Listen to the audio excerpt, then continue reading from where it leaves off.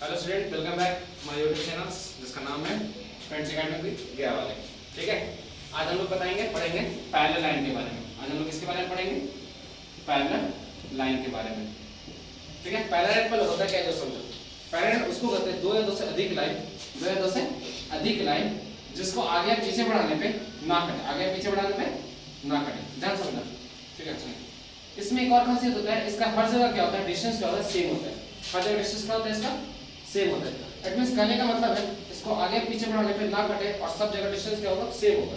ठीक है, पैरेलल ऐसा नहीं सिर्फ स्ट्रेट लाइन होगा, ये कर्व लाइन भी हो सकता है। ये क्या होगा, curve line. As example straight line का आपको एग्जांपल देते हैं। रेलवे का ट्रैक देख लो, जहां ट्रेन चलता है वो क्या होता है, हमेशा सीधा होता है। कभी कटता है वहां पे एक दूसरे पे, कभी नहीं कटता है। नदी का धारा तक, नदी का दोनों जो साइड होता है, दोनों किनारा आपस में कहीं पे जाके आगे मिलता है, नहीं मिलता है। हमेशा क्या होता है, वो दोनों का डिस्टेंस क्या होता है, बराबर होता है। हमेशा क्या होता है, डिस्टेंस इक्वल होगा। इतना फ्लो में नदी का नहीं जगह होगा। वो अलग बात है कि नदी कहीं पे ज्यादा चौड़ा होती है, कहीं पे पतला हो जाती है। बट उन लोगों की क्या होती है, उसको पैरेलल लाइन कहलाता है। क्या कहलाता है वो? पैरेलल लाइन कहलाता है। ठीक है, अब इसका कुछ प्रॉपर्टीज होता है। इसका क्या होता है, प्रॉपर्टीज होता है। किसका? पैरेलल लाइन का। किसका प्रॉपर्टीज होता है? पैरेलल लाइन का। क्या प्रॉपर्टीज होता है, आइए देखते हैं। ठीक है, प्रॉपर्टीज सीधे वैसे चलेंगे। पहले हम लोग फिगर ड्रा कर लेते हैं। पहले क्या करते हैं, फिगर ड्रा करते हैं। पैरेलल लाइन, ठीक है, एल और एम, इसको कहेंगे टी फॉर ट्रांसवर्सल। इन हिंदी में इसको कहेंगे, ये पैरेलल को हिंदी में कहेंगे समांतर। इसको क्या कहेंगे, समांतर रेखा। और टी फॉर ट्रांसवर्सल इसको कहेंगे तिर्यक-छेदी रेखा। क्या कहते हैं इसको? तिर्यक-छेदी रेखा। क्लियर है? ठीक है। यहाँ पे नेमिंग करते हैं 1 2 3 4 5 6 7 8। क्लियर है? ठीक है, नेमिंग करते हैं। अब प्रॉपर्टी में सबसे पहले आते हैं हम लोग कॉरस्पॉन्डिंग एंगल। क्या आते हैं?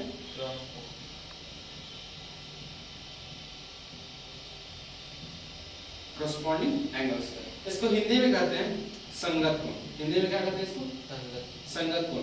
संगत कोण कहने का मतलब जैसा जिसका संगत वैसा इसका रंगत होगा। ठीक है, जैसा इसका संगत वैसा, मतलब हम अगर किसी अच्छे के संगत में तो हमारा संगत भी क्या होगा, अच्छा हो जाएगा। हम किसी बुरे के संगत में तो हमारा संगत भी क्या होगा, बुरा होगा। मतलब जैसा अगला है उसी के जैसे हम भी बन जाएंगे, या जैसे हम हैं मेरे जैसे ही क्या होगा, अगला बन जाएगा। ठीक है, तो यहाँ पे संगत कोण में करते हैं। सबसे पहले हम एंगल उठाते हैं। मान लीजिए एंगल 1 उठा लिए, ठीक है, एंगल 2 उठा लिए, एंगल 3 और एंगल 4 हो गया। ठीक है, ऊपर का चारों एंगल उठा लिए। अब देखने के जिसके संगत कोण है, एंगल 1 को पहले लेते हैं हम लोग। क्या लेते हैं, एंगल 1 को। एक चीज संगत कोण हमेशा क्या होता है, बराबर होता है। संगत कोण हमेशा क्या होता है, बराबर होता है। इट मींस जैसा हम है मेरे सामने वाले के दूसरा बराबर वाले से दोस्ती करेंगे ना।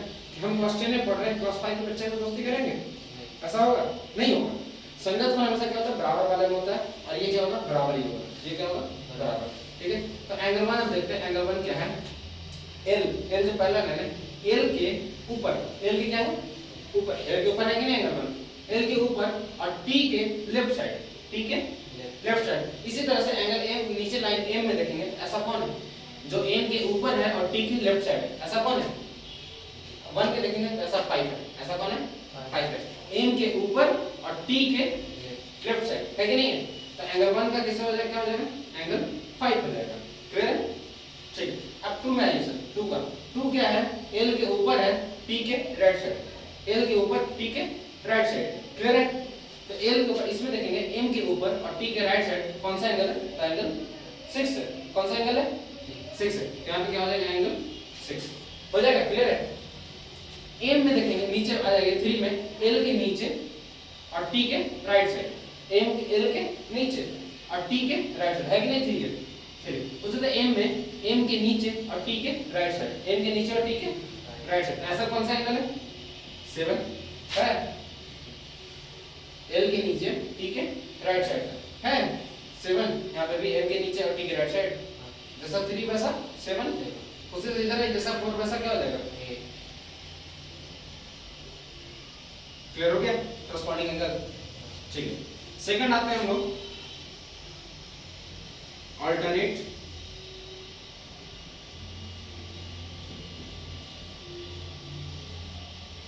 Interior angle, alternate interior angles. ठीक है, इसको कहते हैं एकांतर कोण। इसको क्या कहते हैं, एकांतर कोण। पॉज करो।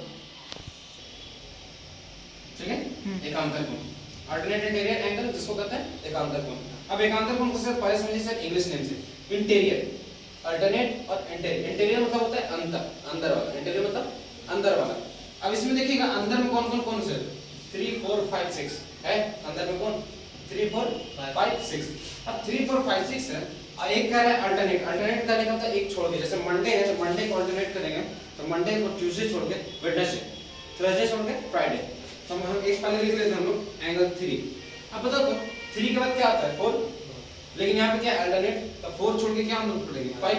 तो angle 3 is equal to angle 5 और angle 4 is equal to angle 6। इसको कहते हैं अल्टरनेट इंटीरियर। और ये हमेशा बराबर होता है, हमेशा क्या होता है बराबर होता है। ठीक है, क्लियर हो गया। चलिए अब आते हैं सर 1 2 तीसरा नंबर पे आते हैं हम लोग इंटीरियर एंगल। तीसरा नंबर पे क्या आएंगे इंटीरियर एंगल, जिसको कहेंगे अंतःकोण। क्या कहेंगे इसको अंतःकोण। इंटीरियर एंगल कहने का मतलब सिर्फ अंदर वाला, सिर्फ अंदर वाला, एक देश का अंदर वाला नहीं, दूसरा देश का अपना अंदर। ठीक है, जैसे ये सपोज ये सीमा है, जिसका सीमा है टी है, इसके अंदर में कौन-कौन है एंगल 3 और एंगल 6 इसी साइड ना है। अब बोलोगे 2 और 7 भी तो है, तो 2 और 7 बहुत बाहर में है लाइन के अंदर ना हुआ है, तो 3 और 6, तो एंगल 3 और एंगल 6। अब ये दोनों में क्या होगा बराबर होगा, ये दोनों की दोनों का सम होगा, तो ये दोनों का सम होता है, ये दोनों का सम मतलब जोड़, ये दोनों का सम होता है कितना होता है तो 180 के बराबर, 180 के बराबर। क्लियर हुआ। उसी तरह से angle 4 plus angle 5 is equal to क्या हो जाएगा 180। लाइन के अभी किधर साइड चल रहे थे, अभी मॉडल के हम लोग इस साइड चल रहे हैं, angle 4 angle 5 is equal to 180 degree. कौन सा एंगल इंटीरियर एंगल, कौन सा एंगल इंटीरियर एंगल। क्लियर हो गया। चलिए उसी तरह 4 नंबर पे अगला प्रॉपर्टी चलते हैं। एक आता है इंटीरियर, चले अब एक्सटीरियर चलते हैं। क्या चलते हैं एक्सटीरियर एंगल। ये अंतर हो गया था, अभी क्या हो जाएगा बाहर, बाहर कोण। ठीक है, एक्सटीरियर एंगल मतलब बाहर का कोण, मतलब बाहर का कोण। एक्सटीरियर में कौन है, बाहर वाला कौन है, अभी अंदर वाला 3 4 5 6 खत्म हो गए, अब बाहर वाला 1 2 7 8 बचा। तो जैसे अंदर वाला लिए थे उसी तरह सेम बाहर वाला, तो 2 के साथ कौन आ जाएगा एंगल 2 के साथ, देखो तो इधर कौन आ जाएगा 2 के साथ 7 आ जाएगा, 2 के साथ एंगल 7 क्या हो गया 180, 180। ठीक है, सेम चीज 1 के साथ क्या आ जाएगा angle 1 plus angle 8 is equal to क्या हो जाएगा 180। हो गया कि नहीं, सुन रहे इधर 1 और इधर 8। ठीक है, अब देखिए 5 नंबर में वर्टिकली अपोजिट यहाँ पे। ठीक है, इसको हम इरेज करके नीचे लिखते हैं। ठीक है, निकाल देता हूँ यहाँ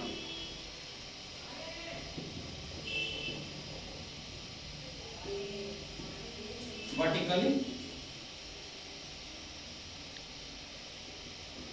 अपोजिट एंगल, जिसको हिंदी में कहते हैं सम्मुख कोण, हिंदी में कहते हैं सम्मुख कोण।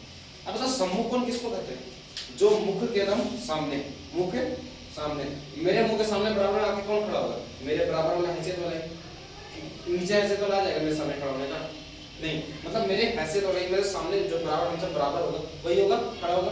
तो पहली बात तो सम्मुख कोण कैसा होता है बराबर होता है, इससे पता चला सम्मुख कोण कैसा होता है बराबर होता है। क्लियर है। अब देखिए यहाँ पे जैसे एंगल लिखते हैं हम लोग, एंगल 1 एंगल एक साइड का पूरा एंगल लिख देते हैं। ठीक है, एक साइड का हम लोग पूरा एंगल लिखते हैं, एंगल 1 एंगल 4 एंगल 5 और एंगल 8। ठीक है, एंगल 8 इस साइड का पूरा लिख दी। अब ये सब क्या होता है बराबर होता है, क्या होता है बराबर होता है, वर्टिकल एपेक्स क्या होता है, ये सब बराबर होता है। बराबर कहने का मतलब अब एंगल में मुंह कैसे बनता है सर, ये मुंह बना, इसके सामने वाला ये होगा, मुंह ही बनेगा ना, मुंह तो यही बन रहा है ना यहाँ पे कि ये मुंह बन रहा है, ये और ये दोनों मुंह बन रहा है सामने सामने नहीं, हम सामने ही आ रहा है ना, दो लाइन ऐसे मिल रहा है, ये दो लाइन इधर वाले सामने सामने दो मिलेगा, ऐसा तो मिलेगा नहीं अलग से। ठीक है, यहाँ पे वर्टिकली अपोजिट एंगल 1 के मुंह के सामने कौन है तो देखो एंगल 3 है, एंगल 2 है, 2 तो साथ में खड़ा हो गया ना, अपोजिट में कौन है 1 के अपोजिट कौन है 3। हम लोग यहाँ पे क्या लिखे अपोजिट, अपोजिट में 1 के अपोजिट कौन है 3, 1 के अपोजिट 3, एंगल 1 के अपोजिट क्या हो जाएगा एंगल 3, एंगल 4 का अपोजिट एंगल 2, एंगल 5, एंगल 5 का कौन हो जाएगा 7 और 8 का क्या हो जाएगा 6, 8 का क्या हो जाएगा 6। क्लियर हो गया, वर्टिकली अपोजिट एंगल। अब बच गया 6 में लाइन एंगल, इसको एडजस्ट कर दें। 6 में क्या बच गया, इसको सी से लिखते हैं,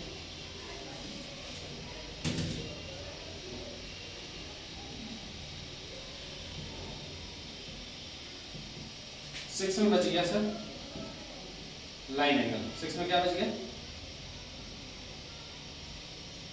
लाइन एंगल, जिसको कहते हैं रेखीय कोण। इसको क्या कहेंगे,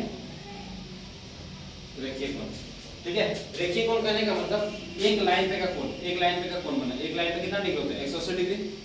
एक लाइन पे का एंगल कितना होता है, 180 डिग्री। अब 180 डिग्री के बीच में एक लाइन आके ये एंगल को डिवाइड कर दिया, ये दोनों का सम भी कितना है, मान लीजिए x सही y है, तो x प्लस y कितना हो जाएगा, 180 डिग्री ही रहेगा। ऐसा तो नहीं 190 हो जाएगा, सम किया तो काटा तो। जैसे मान लीजिए 5 है पूरा, इसको 20 से आगे एक लाइन डिवाइड कर दिया, तो ज्यादा इधर 3 इधर 2 बचेगा, या अढ़ाई अढ़ाई बचेगा। 20 से डिवाइड किया तो ढाई ढाई बचेगा। अगर ऊपर नीचे किया तो 3:2 में किया तो 3:2। लेकिन सम दोनों का सम का क्या होगा, दोनों का सम कितना होगा, 5 ही होगा ना, कि सम इसका 6 बन जाएगा, नहीं सम 5 ही होगा। उसी तरह से यहाँ पे जो एंगल है इसका जब पूरा 180 है, बीच में लाइन आके काट रहा है, तो सम तो लाइन दोनों का ऐड तो कितना होगा, 180 होगा, 180 ही होगा। उसी तरह से यहाँ पे लाइन एंगल का सम कितना होता है, 180 होता है। अब लाइन एंगल यहाँ देखते हैं कौन कौन बन रहा है।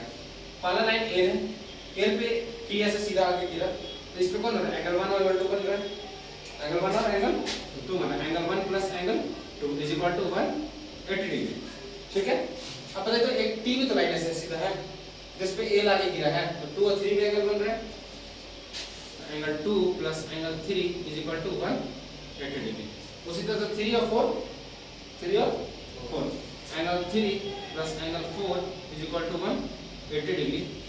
सेम 4 और 1, angle 4 plus angle 1 is equal to 180 degree. ये तो हो गया सर ऊपर वाला आंसर। अब उसी तरह से नीचे वाला चलते हैं, अब उसी तरह से नीचे वाला चलते हैं। नीचे वाला सेम चीज रहेगा, angle 5 plus angle 6 is equal to 180 degree, angle 6 plus angle 7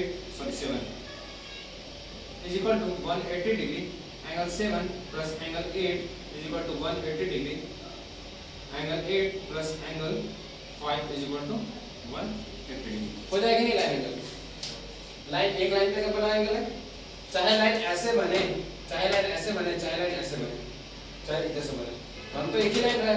एक लाइन पे का एंगल कितना डिग्री है, 180 डिग्री है। एक लाइन पे का एंगल कितना डिग्री, 180 डिग्री। क्लियर हो गया, फिर से एक बार रिवाइज करो इसे। ठीक है, सबसे पहले होता है पैरेलल लाइन। पैरेलल मतलब समांतर रेखा, वैसी रेखा जिसको आगे पीछे बढ़ाने पे ना कटे, वैसी रेखा जिसको आगे पीछे बढ़ाने पे ना कटे, उसको क्या लाइन कहेंगे, पैरेलल लाइन, समांतर रेखा। ठीक है, जब किसी पैरेलल लाइन को आगे कोई रेखा काट देती है तो उसको कहते हैं ट्रांसवर्सल लाइन। उसको क्या कहते हैं, ट्रांसवर्सल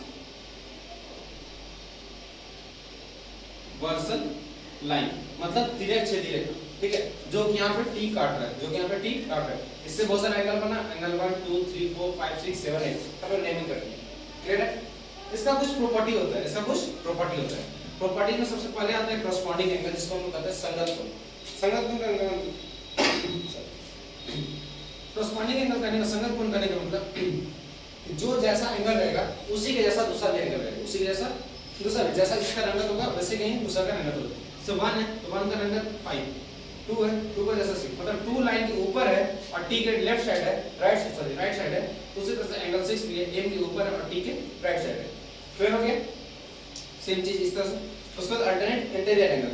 अल्टरनेट इंटीरियर करने का मतलब एक अंदर, मतलब एक पहला तो इंटीरियर मतलब अंदर वाला, अल्टरनेट मतलब एक छोड़ के, तो एंगल 3 के बाद कौन होता है, 4 आता है, लेकिन 4 छोड़ के हम लोग क्या किए, एंगल 5, मतलब 3 के बाद 4 नहीं, एंगल हमको क्या लेना है, 5 लेना है।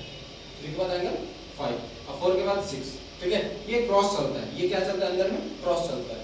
3 का क्रॉस कौन जा रहा है, 5 जा रहा है, 4 का क्रॉस कौन जा रहा है, 6 जा रहा है, 4 और 6 और 3 और 5। क्लियर है कि नहीं, ठीक। उसके बाद देखिएगा सर इंटीरियर एंगल। इंटीरियर करने का मतलब अंतःकोण, अंतःकोण का मतलब सम जिसका होता है 180 डिग्री, अंतःकोण में होता है सम 180 डिग्री, मतलब कहने का मतलब अंदर वाला कोण, कहने का मतलब अंदर वाला, अंदर कौन है, 3 और 6, एक बॉर्डर की साइड है, बिहार यूपी। ठीक है, अब बिहार यूपी दोनों मिलकर क्या बनाएगा, इंडिया, तो इंडिया 180 हो गया। ठीक है, बिहार यूपी मिलकर बनाएगा इंडिया 180।